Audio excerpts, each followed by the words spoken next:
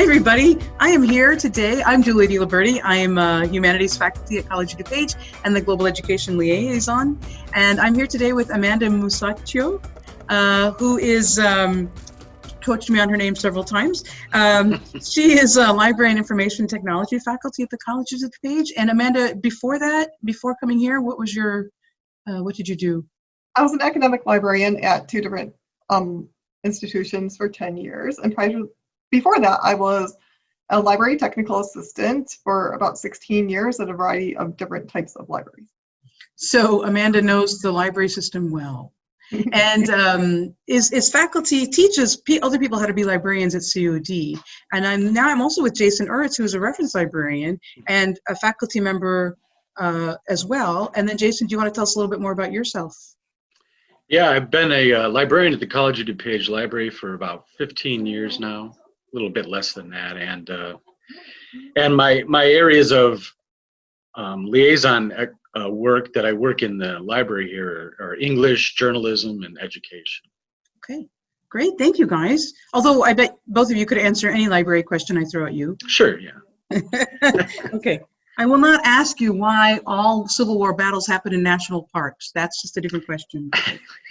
That's a historical question. Okay, right. Okay.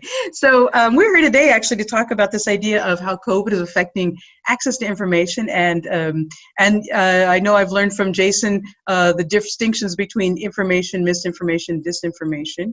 And from talking to Amanda and Jason, I have learned about the word infodemic. So first of all, can you talk about those three words and then talk about those four words and what's an infodemic and then how COVID overlays on this problem of misinformation, disinformation, etc. I'm just going to turn it over to you guys until I think of another question. Well, I guess I could quickly just mention that infodemic, I guess, was coined by the World Health Organization around mid-February as the coronavirus vaccine started to really globally start to compound, and they were noticing a lot of misinformation and disinformation information that was going out via social media and other networks that made it difficult for individuals and people to discern what in fact they could do to protect themselves against the coronavirus. So that's where the infodemic type of term came from. Now, yeah. Oh, I was reading that the World Health Organization has paired up with Britain to start a campaign called Stop the Spread. And it's not about the virus, but it's about the misinformation about the virus. Amanda, I cut you off. Did I cut you off? I'm sorry. No, okay. Jason. Disinformation acts like a virus, and I think that's an important thing to kind of look at I've heard a couple of people note that. What's the difference between information, disinformation, and misinformation? Well, a couple of places have started to try to define those kinds of things. So there is a kind of a definition process that's going on now with these. I've heard Dr. Nicole Cook at UIUC use these, also Claire Wardall from the First Draft organization that does international training of journalists on evaluating information. And basically disinformation is the actual fabrication of false content, right? And manipulation of real content to some degree. Where misinformation in some of these definitions can be construed as somebody mistakenly retweeting or sharing something that was false, but they do it out of trying to help others, right? They say, well, I need to let my friends know about this particular piece of information, but turns out that is in fact could have been manipulated or totally fabricated. I did it the other day. There was a thing about masks, and it said if both people are wearing masks, there's only 1.5% chance of. And a friend texted me and said, "That's a great visual, but there's nothing that actually supports it." Yeah, it's tough. It's tough. I mean, I think that's and this vacuum of uncertainty that surrounds scholarship, right? We don't know, and we're not going to force it, right? We want them to do the real science, but that vacuum leads to great place for disinformation campaigns too. Kathy Finan in one of our early COVID talks talked about the fact that there's such a rush to get out new information that maybe the peer review process isn't always as rigorous as it would be in less pandemic-y times, Yeah, there's pre-publications out there, but they've been clear on saying that they're not peer-reviewed yet, but the pre-publications are out there, and they're trying to get it out there just so people can maybe react. I have a statistic for you guys, which is that according to Pew Research, digital users worldwide are only 59% of the world. And I'm wondering about the idea of where we get our information. I know social media is a big player. I know Pew also says that television is still where most Americans get their news, but worldwide that statistic isn't the same. So if only 59% of the people have access to the internet, where are people getting their information, and where can people get reliable information? I don't know if that's what stuff you can talk about or not, but is it? Amanda, do you have any thoughts? Well, of course, in some of the more communist countries, that information is filtered quite a bit, and it's not a matter of just going to your library like we do here. You have to go through a lot more barriers to get information, period, and then to be able to have the luxury we have of librarians to help you to discern what information. Amanda, your microphone's all warbly. I'm sorry. Sorry, darn. Is that better? Yeah. Okay, sorry, I have to be closer. So some countries do not have the library staff like we have here that are available to give you a choice of information sources and reliable sources. So we have that luxury here in the US, but more communist countries, you're very limited as to what information you have available, even if you go to a library. Other countries, as you were discussing a map earlier of the world and libraries, and they don't have libraries available even. So then... Let me just do that quickly, if you don't mind. Yeah, sure, of course, please do. One of the questions I got excited about was, do all countries have libraries? And this is a map. It's an international organization. And so when you click on, if you see a gray country, they don't have any, it's not that there's no libraries there, it's just that they don't have any information about that country. But if you click on this country, for example, Sudan, it can tell you they've got 1,700 libraries. But I think that we were talking about the differences between libraries across the world, right? What we can walk into ours, check out books, look at the books there, but in some places not everything is available. In fact, you said that you had some guests and that they talked about the levels of filtering of information. Right, exactly. I had a conversation with some Chinese librarians who came to the US a couple of years ago, and one example, they don't have great access to interlibrary loan like we do here. So you go to that library and you're limited to what that library holds. And the staff may not be available to give you all of the information choices that we would have here. Okay. So I guess that leads to, I don't know, was word of mouth any less reliable than the internet? I just wonder in terms of kinds of information. So if we go back to evaluating sources or getting information, I know I was reading about why some people cling to any kind of source comes out, and Jason, that goes back to this idea of pre-reviewed articles that are pre-reviewed publications that are coming out. But one of the things that came up is, okay, not only do we have an inability to evaluate sources, or we're not sure how to, because things look more and more credible, and also I think a lot of us are in denial about how much information is not necessarily credible, but that we also want this security. We want consensus. We want to know that we got a handle on this pandemic thing. So how do those insecurities and how do those, I know we also know there are political manipulators who want to put out a political story, who want to sow dissent, who want to say the Chinese started the disease, and the Chinese want to say, well, we started the disease. So can you talk, that's a lot there, but I guess I'm wondering, like, why can't we evaluate sources? Where can we get good sources? Why can't we evaluate sources is a big question, I think. A number of studies have been done.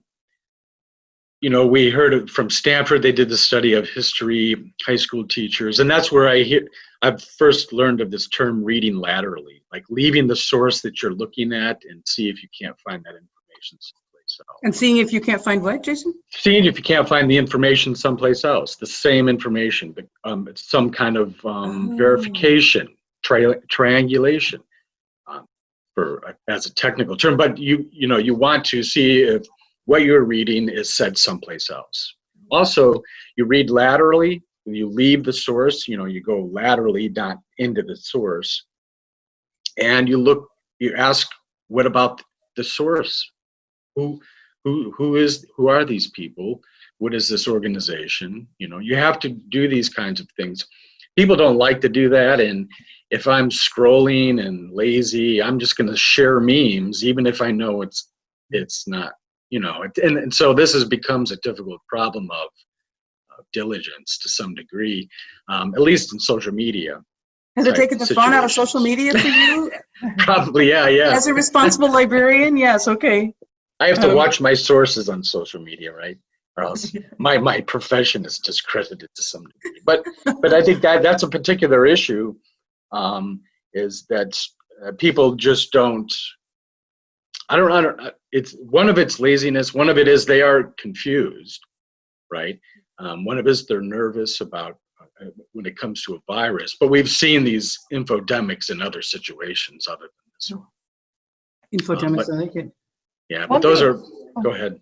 Sorry, one thing I've noticed, which I've been really happy about, is a lot of my social media connections are sharing the media bias chart. It's being spread more widely than it has in the past. Yeah.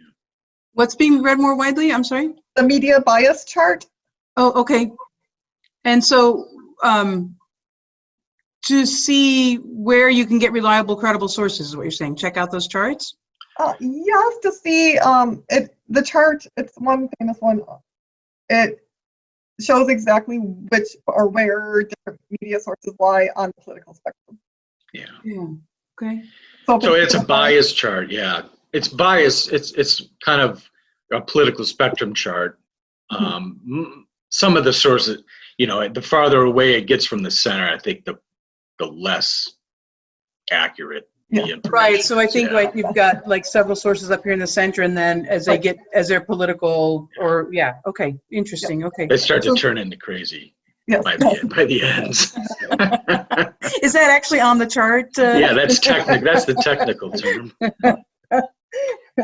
Okay, so what do you guys want to tell me about access to information? What do you want to tell me about how we should be proceeding? What do you want to tell me about, is this an international problem? Does it relate at all to international concerns?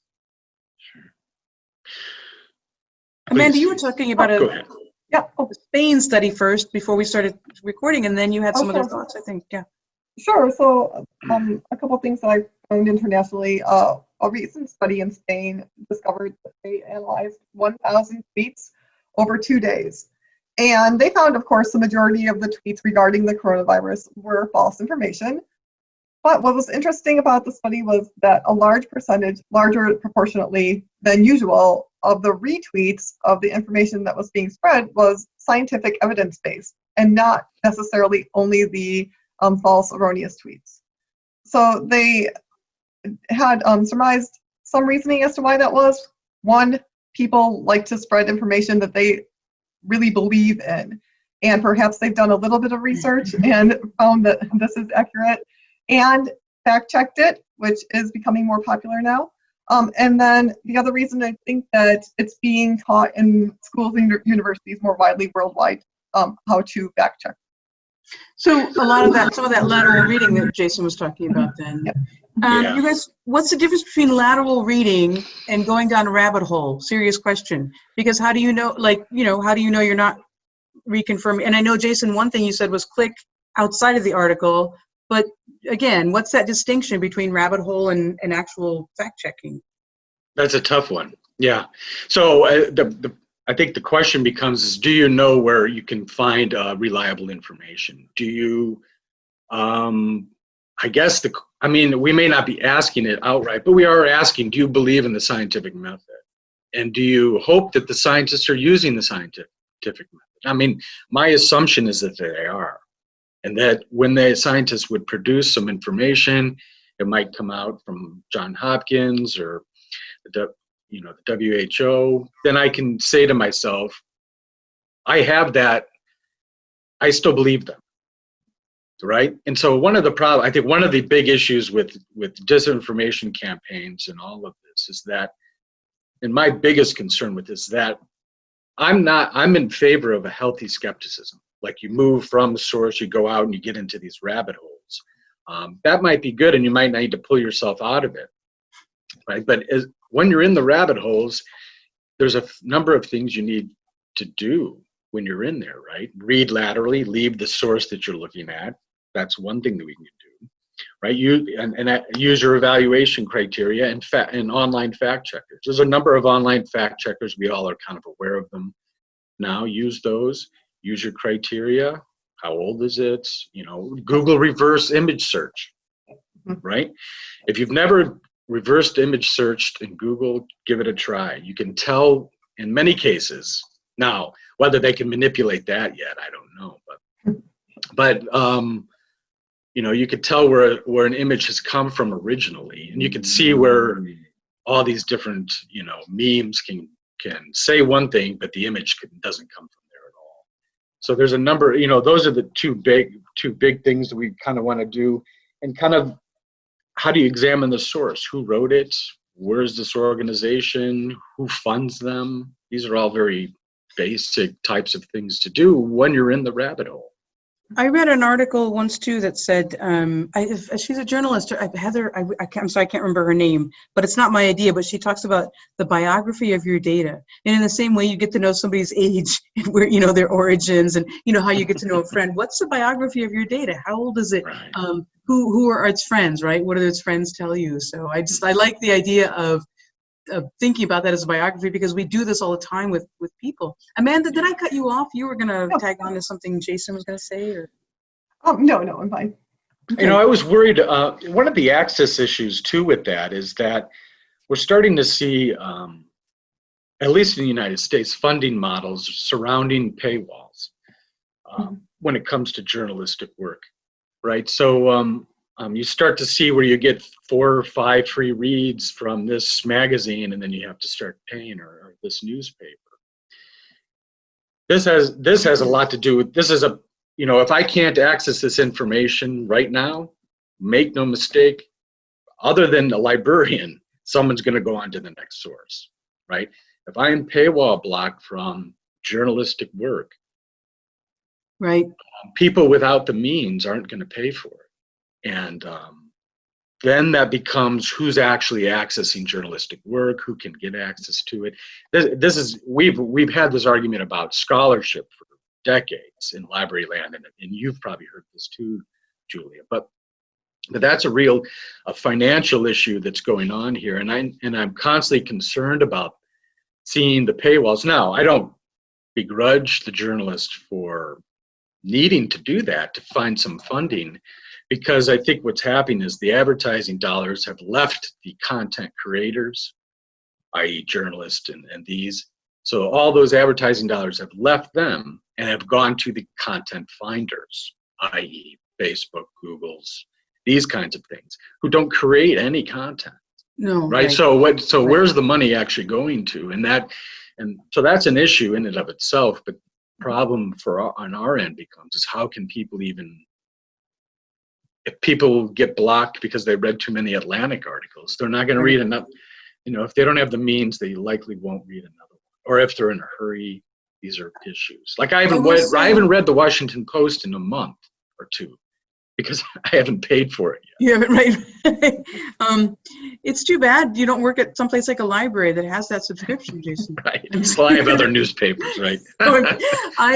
There is one or two, I forget, and I won't say which because I don't remember which one, but it says any corona-related virus information we are accessing for free and not counting as a part of your articles. So that's sort of a compromise, but I'm kind of with you. I haven't, you know, for coronavirus. Yeah.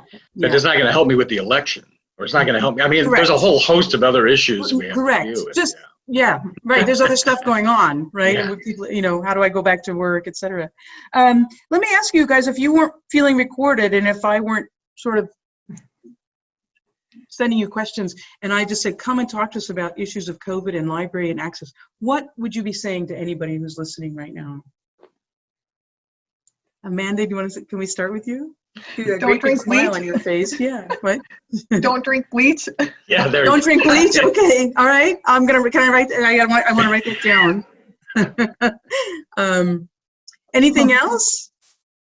What's of interest to people about libraries and access? They're functioning differently now. Well, there's kind of a fine line, because I think people go to libraries and librarians for medical and health information a lot, but there has to be a fine line in delivering resources to patrons without practicing medicine, though. So Okay. that is a concern. We do that a lot. It's medical advice, legal advice, and tax advice. Librarians are very sensitive to those three big issues. We can provide information that's out there, but we can't advise on. I wouldn't recommend advising on those particular issues. Right. Right. But I think. But are you guys still offering services? Are libraries across? Yeah. So people can. Yeah. So people can, if they have a library card, still be hooking up with their local library or the COD library. Absolutely. Okay. Yeah, there's tons of online sources, ebooks. I think, the COD library probably has 45,000 ebooks in its collection, at least. Oh my God, I'm behind. Yeah, on top of, article databases, the New York Times. So there's a number of, we have online chat services. I have online appointment services. So exactly what we're doing here, I can do with students just like you, just like any faculty member. So it's just a matter of students and the patrons and the community knowing that the library is here to help them. Our job is basically to help them discern information if they want to ask us. We are particularly guarded against bad information. That is our nature in many cases. And so we want to kind of help people with that. And I think librarians at large, globally, can really help with this kind of thing.